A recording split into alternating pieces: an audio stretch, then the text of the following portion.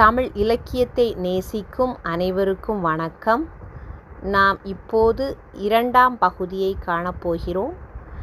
கடந்த பகுதியில் நாம் தமிழின் ஐம்பெருங்காப்பியங்களை பற்றியும் அவற்றில் மிகச்சிறந்த காப்பியங்களான சிலப்பதிகாரத்தை பற்றியும் அறிந்தோம். இளங்கோவடிகள் இந்த காப்பியத்தை ஏன் இயற்றினார் என்பதையும் பார்த்தோம். இப்போது நாம் கதைக்குள் இன்னும் ஆழமாக பயணிப்போம் வாருங்கள். சுமார் 2000 ஆண்டுகளுக்கு முன்பு சோழ நாட்டில் ஒரு நகரம் இருந்தது. அதன் பெயர்தான் புகார். இது ஒரு சாதாரண நகரம் அல்ல. கடல் வழியாக உலகின் பல நாடுகளுடன் வாணிபம் செய்த மிகப்பெரிய துறைமுக நகரம். காலை சூரியன் உதிக்கும் முன்பே துறைமுகம் பரபரப்பாகிவிடும். பெரிய மரக்கப்பல்கள் கரையை அடையும். ஒரு கப்பலில் முத்துக்கள், மற்றொரு கப்பலில் மிளகு, வேறொரு கப்பலில் பட்டு துணிகள், சில கப்பல்களில் சந்தன மரக்கட்டைகள், சிலவற்றில் தங்க நாணயங்கள். வணிகர்கள் பல மொழிகளில் பேசினாலும் வாணிபத்தில் அனைவருக்கும் புரிந்த மொழி நம்பிக்கை. அதனால் புகார் செல்வம் மட்டுமல்ல, நல்ல பெயரையும் பெற்றிருந்தது. இப்போதெல்லாம் நாம் வெளிநாடுகளுக்கு விமானத்தில் செல்கின்றோம். அந்த காலத்தில் விமானங்கள் இருந்ததென்றால் இல்லை. அப்படியென்றால் மக்கள் எப்படி கடந்து சென்றிருப்பார்கள்? ஆம், பெரிய மரக்கப்பல்களில் கடலை கடந்து பயணம் செய்தார்கள். அந்த கப்பல்களின் முக்கிய துறைமுகங்களில் ஒன்றுதான் புகார். அந்த நகரத்தில் மிகவும் மதிப்புமிக்க வணிகர்களில் ஒருவர் மாசாத்துவான். அவர் அளவில்லா செல்வந்தர்.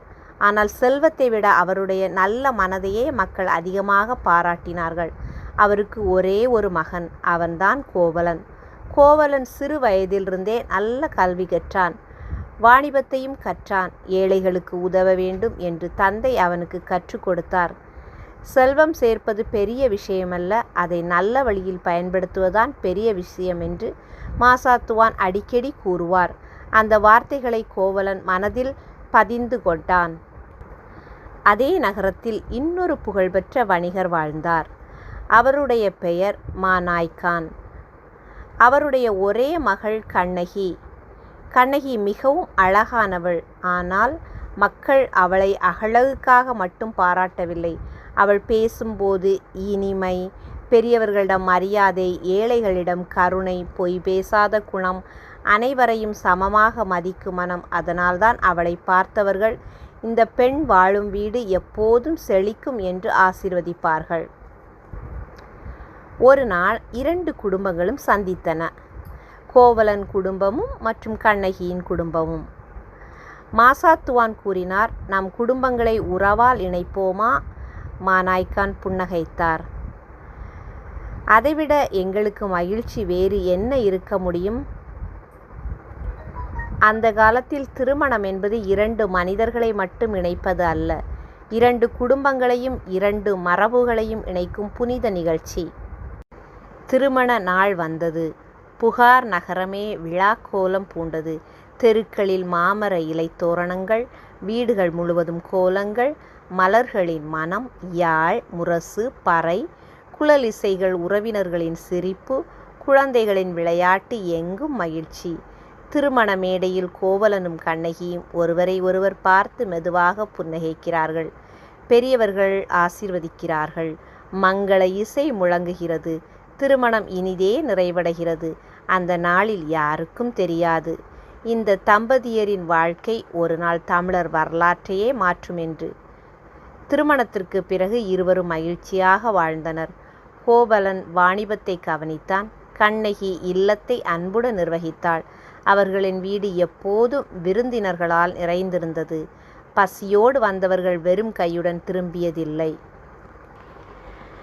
இந்த கோவலனும் கண்ணகியும் நமக்கு என்ன கற்றுக் கொடுக்கிறார்கள் தெரியுமா? பணம் இருந்தால் மட்டும் குடும்பம் மகிழ்ச்சியாக இருக்காது. அன்பு, நம்பிக்கை, மரியாதை இருந்தால்தான் ஒரு வீடு உண்மையான இல்லமாக மாறும். ஆனால் வாழ்க்கை ஒருபோதும் ஒரே மாதிரி இருக்குமா? இல்லை, சில நேரங்களில் ஒரு சிறிய முடிவு ஒரு முழு வாழ்க்கையே மாற்றிவிடும். புகார் நகரத்தில் விரைவில் ஒரு பெரிய கலைவிழா நடைபெற இருக்கின்றது. அந்த விழாவில் ஒரு இளம் நாட்டிய கலைஞர் முதல் முறையாக அரங்கேற்றப் போகிறார். அவள் பெயர் மாதவி. அவளுடைய ஒரு நடனம் கோவலனின் வாழ்க்கையையே தலைகீழாக மாற்றப் போகின்றது. அது எப்படி? அதை அடுத்த பகுதியில் பார்க்கலாம். முடிவாக உங்களுக்கு ஒன்று கூற விரும்புகிறேன். கலை மனிதனை உயர்த்தவும் செய்யும், தவறான பற்றுதல் அவனை வீழ்த்தவும் செய்யும். கோவலனின் வாழ்க்கையில் எது நடந்தது? அடுத்த பகுதியில் தெரிந்து கொள்வோம். தயவு செய்து காத்திருக்கவும்.